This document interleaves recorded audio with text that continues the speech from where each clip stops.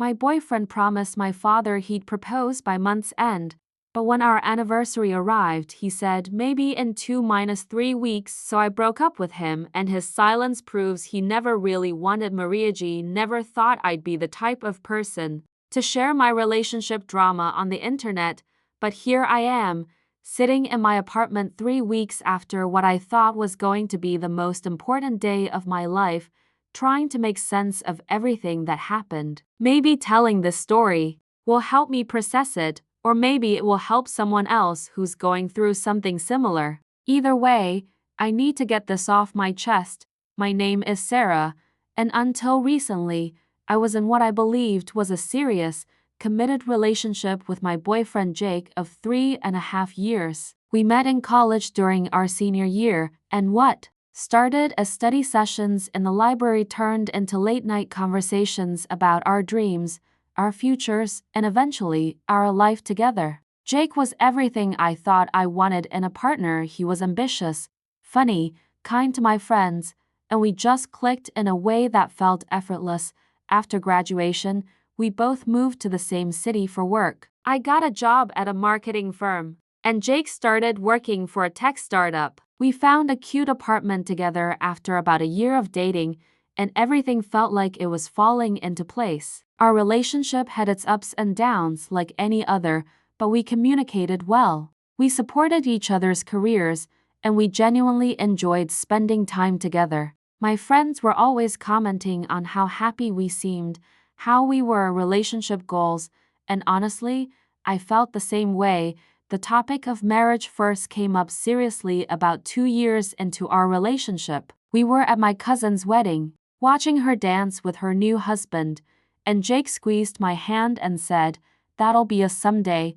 It wasn't a proposal, but it was the first time either of us had spoken about marriage as a concrete future rather than just a vague possibility. From that point on, we'd occasionally talk about what kind of wedding we'd want, where we might want to live long-term, how many kids we thought we'd like to have, all those conversations that couples have when they're building towards something permanent. My parents absolutely adored Jake from the moment I brought him home. My dad, who's usually pretty reserved and takes forever to warm up to people, immediately took to Jake. They bonded over their shared love of baseball, and Jake would come over to watch games with Dad even when I wasn't around. My mom loved how thoughtful Jake was. He always remembered her birthday, brought flowers when we came for dinner, and genuinely seemed interested in her stories about her work as a teacher. It felt like Jake had seamlessly become part of our family, and I could see how much my parents hoped we'd make it official someday.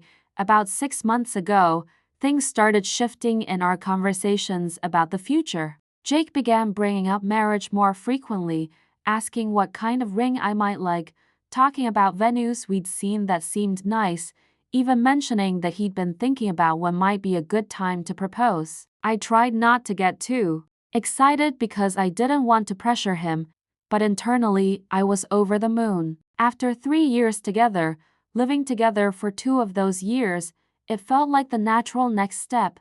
Then came the conversation that changed everything. It was about 2 months ago, and we were having Sunday dinner at my parents' house like we did most weekends. My mom was in the kitchen cleaning up, and Jake and my dad were sitting on the back porch with their beers, having one of their typical post-dinner chats. I was helping Mom with the dishes when I heard Jake's voice get a little more serious through the window. Curious, I moved closer to listen, and what I heard made my heart nearly stop.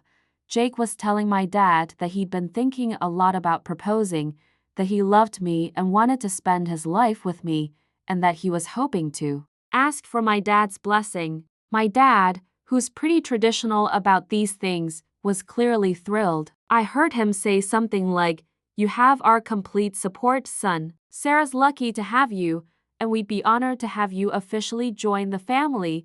But then Jake said something that I'll never forget. "I want to do this right, and I want to do it soon. I'm thinking by the end of this month. That would put it right around our anniversary, which feels perfect. Would that timeline work for you?" My dad laughed and said, "Jake, you don't need to ask my permission for timing. Whenever you're ready." "We're ready," But that sounds like a beautiful plan. I practically floated through the rest of that evening. Jake had a plan. He talked to my dad, and it was going to happen around our anniversary, which was exactly 3 weeks away at that point. I felt like I was walking on air. I started thinking about what I'd wear that day, wondering how he'd do it, imagining calling my sister to tell her the news. I even started secretly looking at wedding dresses online, though I tried to keep my excitement contained since Jake didn't know I'd overheard. The next few weeks were honestly magical. Jake seemed more attentive than usual, more affectionate, and there were little moments where I'd catch him looking at me with this smile that seemed to hold a secret. He suggested we make special plans for our anniversary, saying he wanted to take me somewhere meaningful. We decided on the same restaurant where we'd had our first official date. It felt perfect and romantic and exactly like something Jake would think of.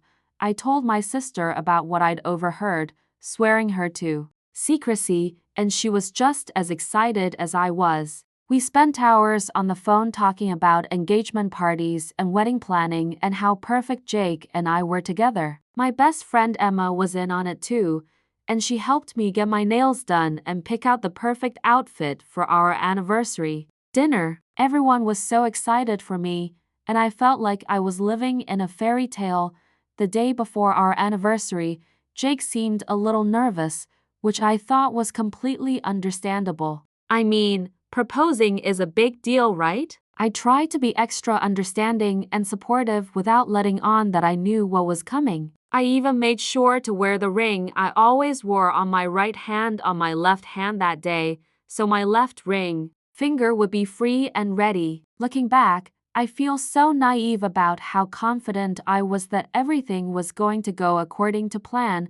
Our anniversary arrived, and I woke up with butterflies in my stomach. I'd barely slept the night before because I was so excited. Jake seemed quieter than usual that morning, but again, I chalked it up to nerves. We spent the day doing some of our favorite things together. We went for a walk in the park where we'd had our first kiss, got coffee at the cafe where we used to study together, just really nostalgic, meaningful activities that felt like the perfect prelude to a proposal. As we were getting ready for dinner, Jake seemed increasingly tense. He kept checking his phone, running his hands through his hair, and just generally seeming uncomfortable. I started to wonder if he was having second thoughts about proposing, which made me nervous, but I tried to stay positive. Maybe he was just worried about getting the proposal right, or maybe he was nervous about my reaction.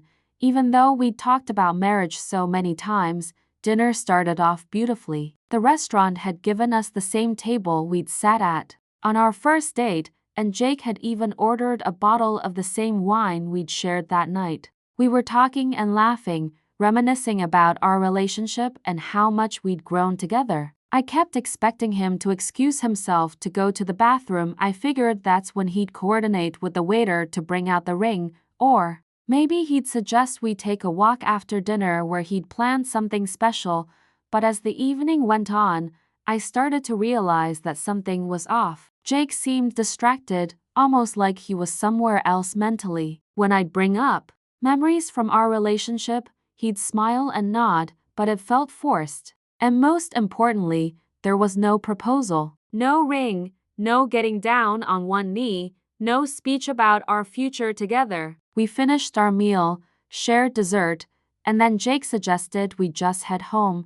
I was confused and trying not to be disappointed. Maybe he had something planned at home, or maybe he wanted to wait until we were somewhere more private. But when we got back to our apartment, Jake just turned on the TV and settled in like it was any other night. I sat there on the couch next to him, trying to process what was happening, wondering if I'd misunderstood what I'd overheard, or if something had gone wrong with his plans. Finally, I couldn't take it anymore. I turned to him and said, "Jake, can we talk about something?" He looked at me with this wary expression, like he knew what was coming. I took a deep breath and said, "I know this might be presumptuous, but I overheard you talking to my dad a few weeks ago about proposing. You mentioned wanting to do it by the end of the month, around our anniversary. I've been excited about it, and I'm just wondering, is everything okay? The look on Jake's face was something I'll never forget.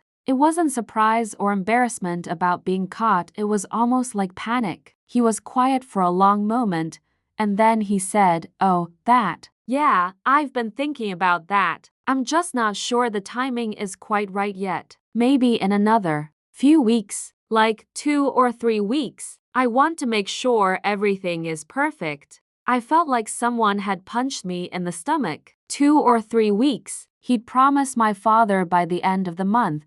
Our anniversary had come and gone, and now he was asking for more time. I tried to stay calm and asked him what he meant by making sure everything was perfect. Was there something about our relationship he was unsure about? Was there something specific he was waiting for? Jake got defensive immediately. He said he didn't like feeling pressured, that proposing was a big decision and he needed to do it on his own timeline, not anyone else's. He said he loved me and wanted to marry me, but that he didn't appreciate me eavesdropping on his private conversations and then holding him to timelines he'd mentioned casually.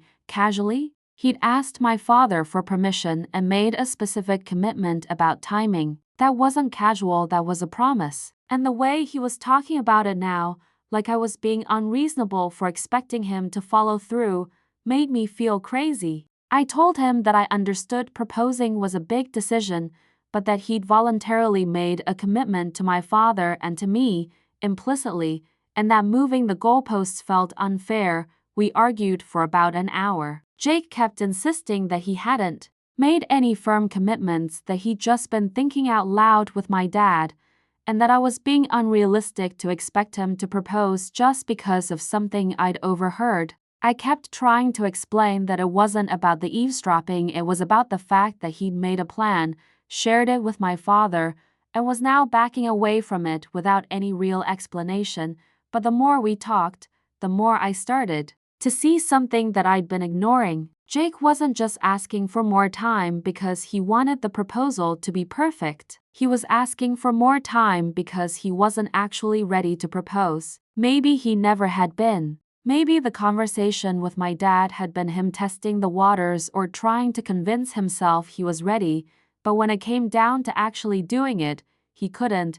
The thought that maybe Jake didn't actually want to marry me started creeping into my mind, and once it was there, I couldn't shake it. I looked at this man I'd been with for 3.5 years, who I'd built a life with, who I'd assumed I'd spend forever with, and I realized I didn't actually know where his head was at. If he wanted to marry me, really wanted to, wouldn't he be excited about proposing? Wouldn't he want to follow through on his plans? I spent the next few days thinking about everything. I talked to my sister, who was just as confused as I was. She pointed out that Jake had seemed genuinely excited when he talked to our dad, so what had changed? I talked to Emma, who had never been Jake's biggest fan anyway and who said she wasn't entirely surprised. "Sarah," she said, "if a man wants to marry you, he finds a way to make it happen. He doesn't keep asking for more time." The more I thought about it, the more I realized that this wasn't really about the timing of a proposal. This was about Jake's commitment to our relationship and our future together. If he was ready to marry me, he would have proposed. If he wasn't ready, that was okay too, but he should have been honest about that instead of making promises he couldn't keep and then acting like I was being unreasonable for expecting him to follow through. I also started thinking about what I wanted for my future. Did I want to be with someone who made commitments lightly and then got defensive when held accountable? Did I want to spend more months or years waiting for someone to decide if they wanted to marry me? I'm 26 years old. I know what I want in life, and I know I want to get married and start a family. If Jake wasn't on the same timeline, or if he wasn't sure about wanting those things with me, then we were wasting each other's time. A week after our anniversary, I made the decision to end our relationship. It wasn't easy. Jake was still insisting that he wanted to marry me and that I was being impatient and unfair. But I realized that someone who really wants to marry you doesn't need to be convinced or pressured into it. Someone who really wants to marry you finds a way to make it happen, especially after 3.5 years together. When I told Jake I thought we should break up, he seemed shocked. He kept saying we could work it out, that he'd propose in a few weeks like he'd promised, that I was being rash. But it was too late for that. The fact that he was only willing to propose now, when our relationship was on the line, told me everything I needed to know. If he'd wanted to propose before, he would have. If he'd been excited about marrying me, he wouldn't have needed an ultimatum to follow through on his plans.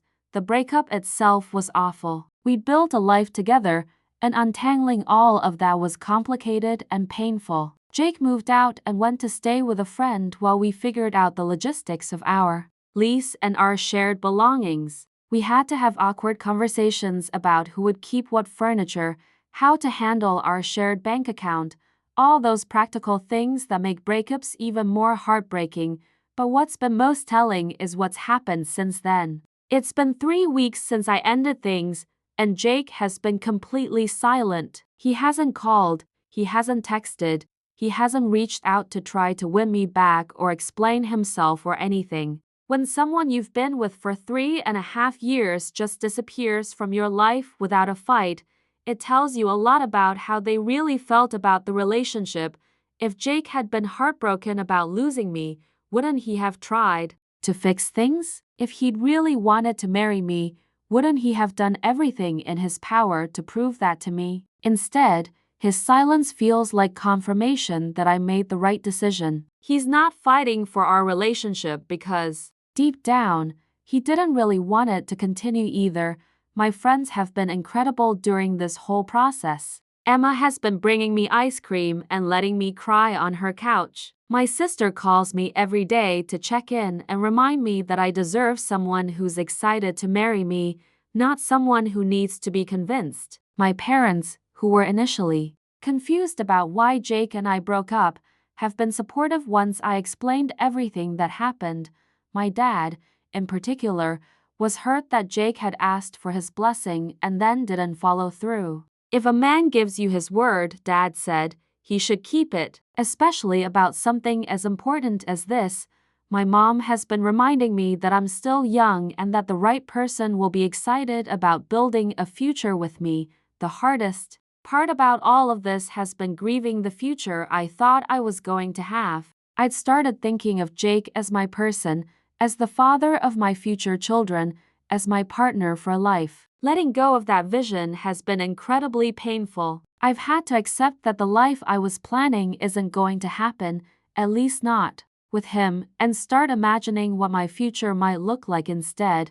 But in quiet moments, when I'm being honest with myself, I know I made the right choice. I deserve someone who's excited about marrying me, who doesn't need to be pressured into commitment, who follows through on the promises they make. I deserve someone who fights for our relationship when things get tough, not someone who disappears. At the first sign of conflict, Jake's silence over these past 3 weeks has been painful, but it's also been clarifying. If he'd really loved me the way I thought he did, if he'd really wanted to spend his life with me, he wouldn't have been able to just walk away. The fact that he could tell me everything was fine just a few weeks ago and then completely cut off contact tells me that maybe I never really knew him as well as I thought I did.